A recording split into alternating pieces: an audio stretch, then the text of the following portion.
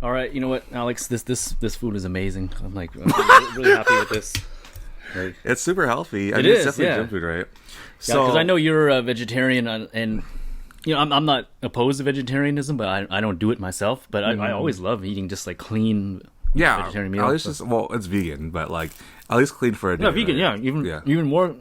even more strict than vegetarian. So Yeah. Yeah. well then, Go ahead. how did you get started with veganism? We're doing so many different topics. Okay, we'll just No, it's fine. No, let's do it because we're already on here, right? So let's just do it. Yeah. So, I actually got started veganism because of the fact that I really wanted to be healthier. Both my dad and my sister have lupus. And I knew that, like, you know, for me, I'm not too much older than my sister, but I am like older by a year. And I realized that, like, if I don't do something now, I would be next in line. yeah. And seeing the struggle, like with the steroids, everything that my parents had to go through, as well as my sister, I realized I need to make extreme change. Otherwise, you know, my journey is going to be disease. And as much as I love my dad and my sister, and I really love them a lot, you know, seeing what they went through is horrifying. So I want to explore other options. And I remember going to Vietnam. And I took a trip by myself because I really wanted to be able to do something for myself, and I need to escape because I was facing a lot of issues with like my sexuality, a lot of issues with my depression and my mental health here in America. And when I went to Vietnam, I did not know what the fuck I was gonna do. Like, I'm not even gonna lie. Like, I didn't have no plan, but I lived in this countryside area, and I was just staying there. And I went to a temple because I was like, so I did want to be a little bit more spiritual, but I'm not going to lie. I was like, I'm bored as fuck and I want to do something. So I went to a temple and the monks were so amazing. And then I remember at the end of service, well, this is super Christian, right? I don't know if it's like service or what, but they had their lunch. And then after the monks ate, like all the people were able to eat as well. And then they said, you know, Alex, would you like to join us and eat this with us? And I said, sure. And then I looked at the table and I was like, there's no meat here. Because a lot of the monks in these temples from like Japan to Vietnam to Thailand, they don't actually eat any meat. But then I tried it. I was like, this is damn good. Like, this is so good. If you had beef on this or chicken, this would be so good. And they're like, Blasphemy. no. Yeah, I was like, that defeats the purpose because our whole entire... I was about ready to kick you out when you said that. No, they wouldn't. I mean, they're nice. But, like, the thing is that they said that, listen, you came here because you tried to escape trauma. You tried to escape, you know, a lot of the anger and the sadness you felt throughout your life. Now, by ingesting another being, you think that before they were killed for your meat, they felt any pain, they felt any anger, they felt any suffering. So if you're trying to reduce the suffering, anger in your life, why would you ingest into your diet? Very good point. And I was like, shit, I don't know how to fucking argue with that, you know? Yeah, that is very valid. Yeah. Yeah. So then I was like, you know, and then again, they made such amazing food. Like, their vegan food was like, it was just life-changing. Not because it wasn't meat, because of the fact that it was just so tasty and delicious. Like, it tasted better than any meat dish I've had. They had like eel, which is basically just tofu wrapped in seaweed and then fried with this beautiful glaze, like soy glaze. And it was so delicious. And they're like, listen, so you can choose to like explore it. You don't have to be it, right? He's like, you don't have to be vegan, you don't have to be vegetarian. We can explore this and see how you like it. Yeah. And that's what I did. I came back to the States and I explored it more. And I really enjoyed how I felt, not just physically, but also emotionally and spiritually. And that's why I stuck with it. And also with my sister, like, because she has lupus, you know, she's supposed to lower down her meat content.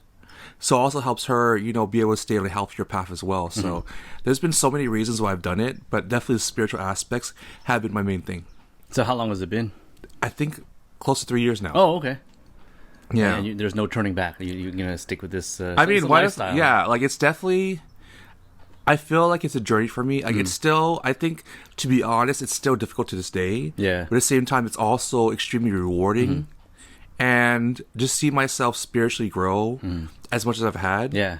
Not saying you can't spiritually grow by eating meat, right? But saying that for me, specifically, not eating meat and my spiritual process, has been so much easier for me being vegan and not being someone who eats meat. Yeah. So it's personally for me, it's been working a lot. Yeah, yeah. I mean, I've looked into it not too deeply, but since I am a trainer, I always also study a lot of different diets. Yeah. And on the complete opposite spectrum, there's the carnivore diet. I know a lot of people Yeah. do that. And the ironic thing is they say the same thing, but in a different method, how eating meat, only meat, no vegetables, help them clear up their senses and their allergies and everything. So I guess unless you're doing it for ethical reasons, like say people don't want to kill animals, things like that, which is a separate issue, but for health reasons only, I guess the ultimate thing is just pick what is comfortable for you, right? What you feel is it works for you. Like what works for me may not work for you. What you do, I agree. Yeah.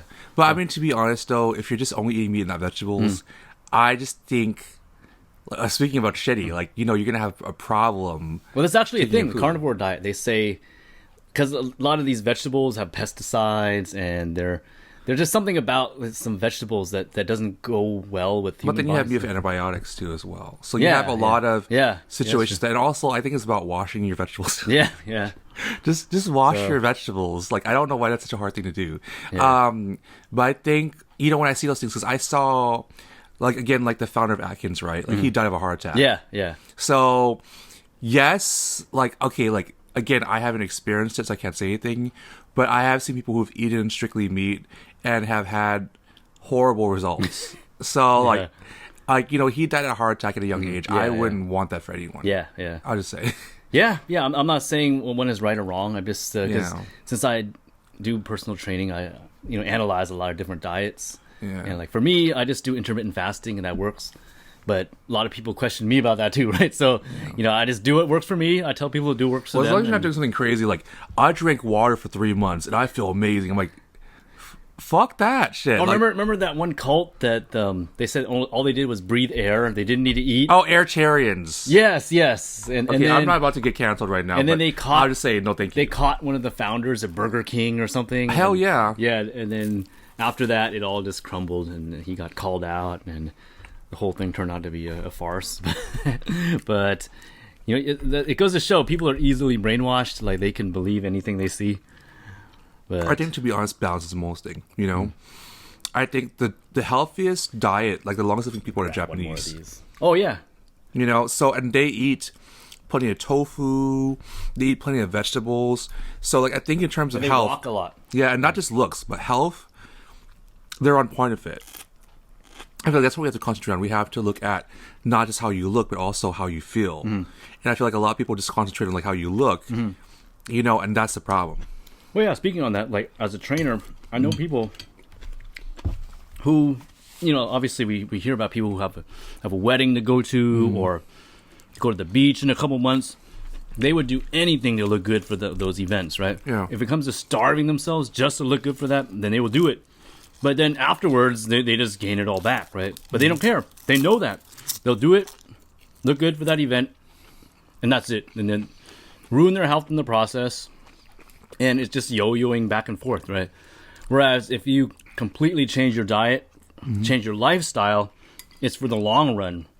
Like, who cares about this wedding or going to the beach in a month? Yeah. I care about my health and my long-term well-being, right? It's about So- living for your children, your family, your relatives, you know? Setting a good example. Yeah. That's the most important part. So, you guys, before we leave, definitely watch this last video on... I feel like she's like the icon comedian. You know, she's like the OG comedian. The first Asian comedian I loved, which is Margaret Cho. Oh, yeah. So let's watch that one today. She's a OG for sure. Yeah. These young bucks got nothing on her. Well, All she, right. she had a show, I think All American Girl was like the first show. Oh, I remember Yeah, that yeah. show. Yeah, I used to be addicted to that show. That was crazy. All right, let's watch this one right now. Oh, never mind. That's not it.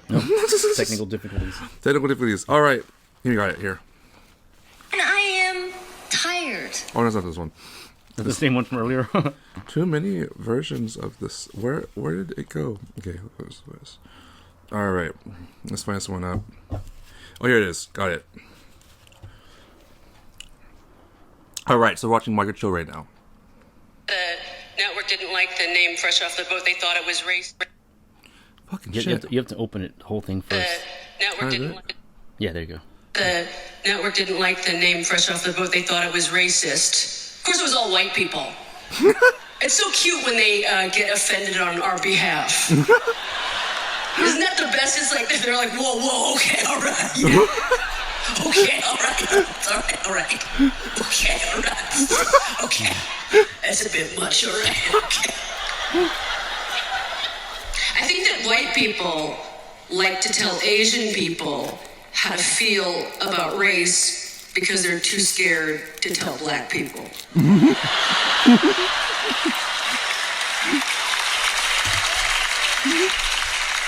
You know, we have less melanin, probably not going to protest.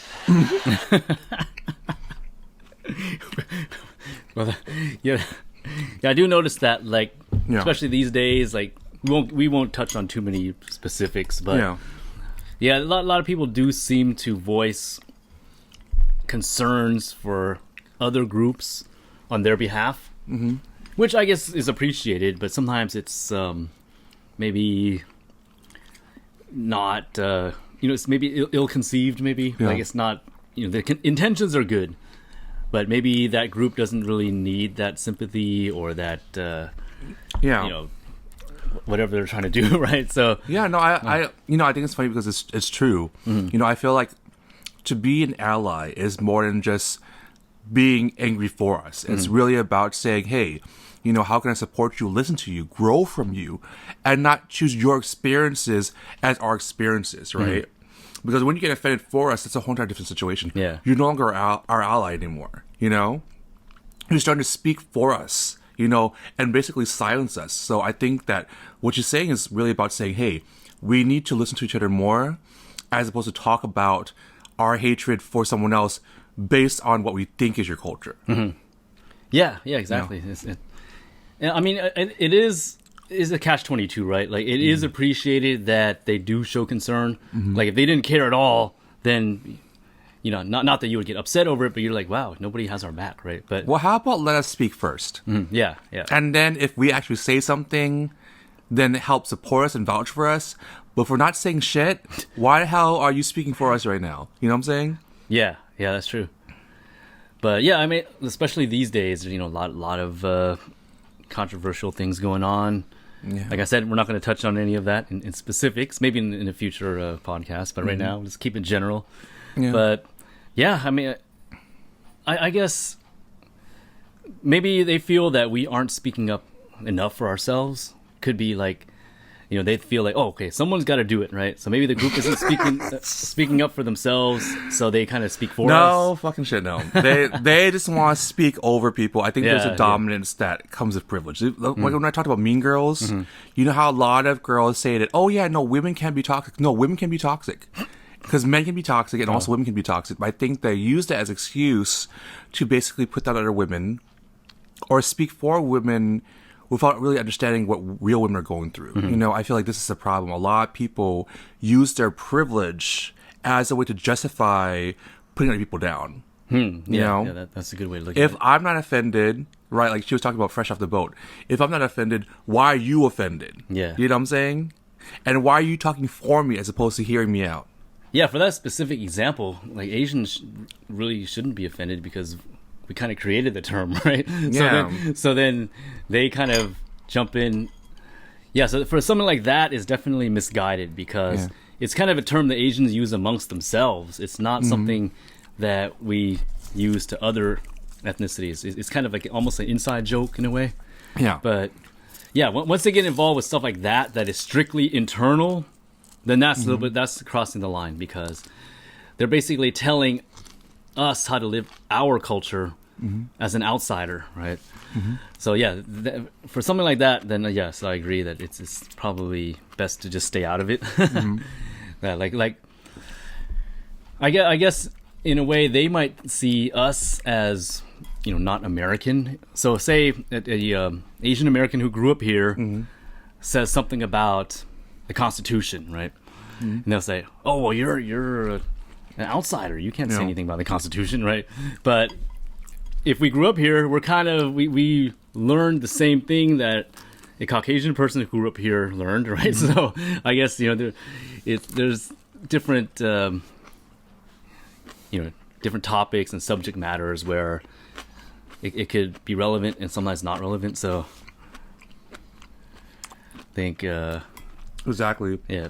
I think that again, what we have to do is listen to each other, and understand that this is about our experiences and not just about your experience, right? Don't talk over Black people, Asian people. Just understand how to let them explore and expand their voice and support them through that, as opposed to talk over them or talk for them. Yeah. I feel like that's the main thing for any culture, to be honest.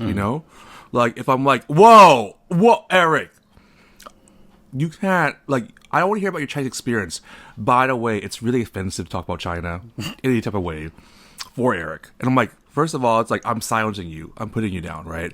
We have to be able to let each other speak because I'm not full Chinese, So I can't say, okay, this is a Chinese experience when you're the person that actually acknowledges this and knows about this. So, but that's it for the chat, you guys. Thank you so much for joining us. Feel free to follow, subscribe, and definitely look out to more videos. We're doing healthy mukbangs, okay? Because we don't want to fucking gain 400 fucking pounds. So if you enjoy the chat, please let us know, as well as comment and subscribe to help support us further. All right, bye, you guys.